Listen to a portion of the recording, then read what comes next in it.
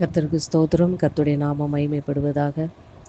எனக்கா ஜீவன் விட்டவரே, என்னோடு இருக்க எழுந்தவரே, எனக்கா ஜீவன் விட்டவரே, என்னோடு இருக்க எழுந்தவரே, என்னை என்றும் வழி நடத்துவாரே, என்னை சந்திக்க வந்திடுவாரே, என்னை என்றும் வழி நடத்திடுவார், என்னை சந்திக்க வந்திடுவாரே. ஏசு போதுமே போதுமே, ஏசு போதுமே போதுமே, எந்த நாளிலுமே என் நீலையிலுமே எந்தன் வாழ்வினிலே இயேசு போதுமே. அப்பா, உம்மை நன்றியோடு கூட துதிக்கிறோம், உம்மை ஸ்தோத்தரிக்கிறோம். எங்கள் அதிகமாய் நேசிக்கிற அன்பின் பரலோக தகப்பனே, இந்த நல்ல வேலைக்காய் நன்றி நிறைந்த இதயத்தோடு உம்மை துதிக்கிறோம், உம்மை ஸ்தோத்தரிக்கிறோம் தகப்பனே. அப்பா, எங்களுக்காக உடைய ஜீவனே எங்களுக்காய் தந்தீரப்பா. எங்களோடு கூட இருக்கும்படியாய் நீர் மறுபடியுமாய் எழுந்தீர் ஆண்டவர்.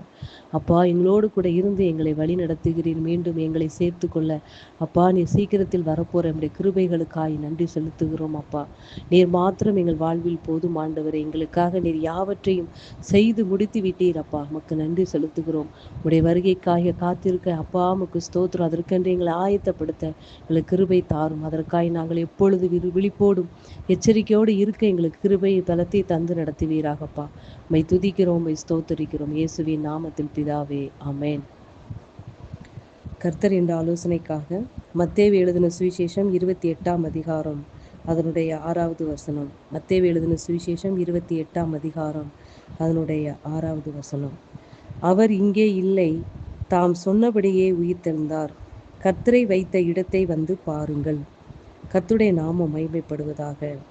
இந்த ஈஸ்டர் நாளிலே உலகமெங்கிலும் கர்த்தர் உயிர்ப்பித்த நாளை மகிழ்ச்சியாக கொண்டாடி கொண்டிருக்கிற நாம் அறிகிறோம். அவர் இங்கே இல்லை, தாம் சொன்னபடியே உயிர்த்தெழுந்தார். கர்த்தர் சொன்னபடியே உயிர்த்தெழுந்தார். அவர் வசனத்தில் சொன்னபடியாகவே என்ன செய்கிறார்? இந்த உலகத்தில் மனிதனாய் வந்தார். வசனத்தின்படியாகவே அவர் என்ன செய்கிறார்? சிலுவையில் அறையப்பட்டார். வசனத்தின் சொல்லபடியே அவர் 3ஆம் நாள் உயிர்த்தெழுந்தார். இன்னொரு விஷயம், அவர் வசனத்தில் சொல்லப்பட்டபடியே அவர் மீண்டும் வரப்போகிறார். அன்பு பிள்ளைகளே, ஏனெனில் வசனம் என்பது வார்த்தை, வார்த்தை தான் இயேசு, இயேசுதான் வார்த்தை, வார்த்தையானவர் அவர் சொன்னபடியே உயிர்த்தெழுந்தார். உயிர்த்தெழுந்த நாட்களிலே நமக்காய் செய்த காரியங்கள் எவ்வளவு எவ்வளவு என்பதை நாம் ஒவ்வொரு நாளும் என்ன செய்ய வேண்டும்? அவரை நினைத்து துதிக்க வேண்டும். அன்பு பிள்ளைகளே, இதுதான் பவுல் சொல்லுகிறார். நான் என்ன செய்கிறேன்? என் மரணம் எனக்கு என்ன செய்கிறது? மரணமே உன் கூர் எங்கே? பாதாளமே உன் ஜெயம் எங்கே என்று மரணத்தை ஜெயித்தவர், பாதாளத்தை வென்றவர், இதோ சதா காலங்களில் நான் உயிரோடு இருக்கிறேன் என்று சொன்னவர், மரணத்திற்கும் பாதாளத்திற்கும் உரிய தெருவுகளை உடையவராய் இருக்கிறேன் என்று சொன்னவர், மரணத்தை ஜெயித்தவர். இந்த உலகத்திலே மரணத்தை ஜெயித்தவர் இவரை தவிர ஒருவரும் நாம் பார்க்கவே முடியாது. அவர் ஒருவர் தான் நாம் ஆராதிக்கிற தேவன், இயேசு கிறிஸ்து. அவர்தான் இந்த உலகத்திலே மரித்து 3ஆம் நாள் உயிர்த்தெழுந்த தேவனாய் நம்மத்தில் இன்றும் உயிரோடு இருக்கிறார். நம் மீட்பர் உயிரோடு இருக்கும் பொழுது நமக்கு என்ன குறை? அன்பு பிள்ளைகளே, நம்முடைய காரியங்கள் எதுவாய் இருந்தாலும், மரித்து போய் இருந்தாலும், அதை எல்லாவற்றையும் எழும்ப பண்ணவும் உயிர்ப்பிக்கவும் மரித்தோரை மரித்து உயிர்த்தெழுந்த இயேசுவாலே முடியும் என்பதை நீங்கள் விசுவாசித்தால் உங்களுடைய வாழ்க்கையிலே மரித்து போய் இருக்கிற காரியங்கள் அத்தனையும் அவரால் உயிர்ப்பிக்க முடியும். அன்பு பிள்ளைகளே, நாம் மரித்து போய் இருக்கிற காரியங்கள் எல்லாவற்றிலும் நம்ம எழும்ப பண்ண அவரால் முடியும். அன்பு பிள்ளைகளே, அவர் மரித்தோரிலிருந்து எழும்பினார் என்று வேதத்தில் வாசிக்கிறோம்.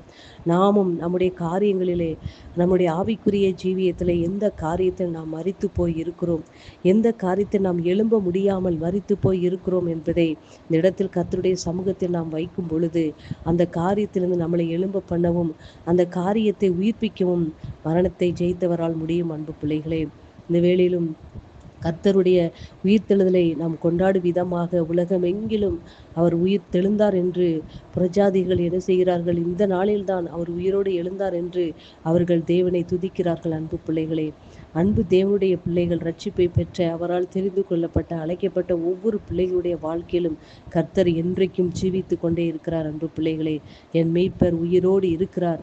எல்லா காரியத்தையும் செய்ய அவர் வல்லவராய் இருக்கிறார். இந்த நாளில் மட்டுமல்ல, ஒவ்வொரு நாளும் நம்முடைய ஜீவனுள்ள தேவன் நம்மை நடத்த அவர் வல்லவராய் இருக்கிறார். அவர் மரணத்தை ஜெயித்த தேவன். அவர் என்ன செய்கிறார்? இன்றும் உயிரோடு இருக்கிறார்.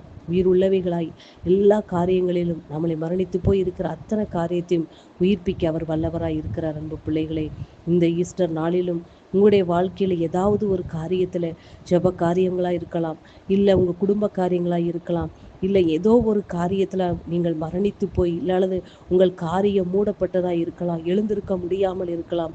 எந்த ஒரு காரியமானாலும் ஜீவனுள்ள தேவனாகிய கர்த்தரிடத்தில் நீங்கள் ஒப்பு கொடுப்பீர்கள், ஆனால் அதை எல்லாவற்றையும் உயிர்ப்பிக்கவும் எழும்ப பண்ணவும் என் தேவனால் முடியும். அன்பு பிள்ளைகளே, நீங்கள் விசுவாசிக்கிறீர்களா? எந்த ஒரு காரியமானாலும் அவருடைய சமூகத்தில் போகும்போது மரணத்தையே ஜெயித்த தேவன் எல்லா காரியமும் அவருக்கு முன்பாக எல்லா வெட்ட வெளிச்சமாக இருக்கிறபடியினாலே அவருடைய சமூகத்துக்கு நாம் எடுத்து செல்லும் பொழுது எல்லா காரியத்தையும் உயிர்ப்பிக்க அவர் வல்லவராய் இருக்கிறார்.